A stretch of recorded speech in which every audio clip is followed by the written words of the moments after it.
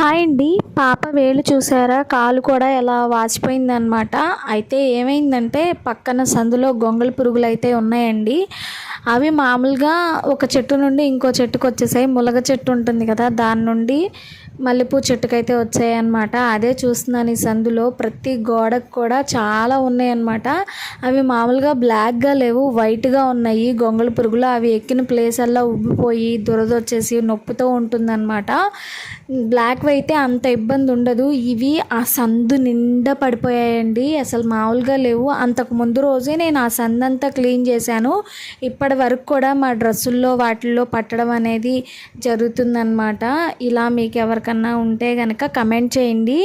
పాపకైతే ఒక 4 days అయితే అది ఉబ్బిపోయిందనమాట. ఈవెన్ ఇప్పుడు మేము బట్టలు వేసుకున్నా సరే ఇచ్చింగ్ అనేది ఉంటుందన్నమాట. ఈ గొంగళి పురుగు వల్ల ఈ సందు నిండా ఉన్నాయి. చూసారా ఎన్ని ఉన్నాయో?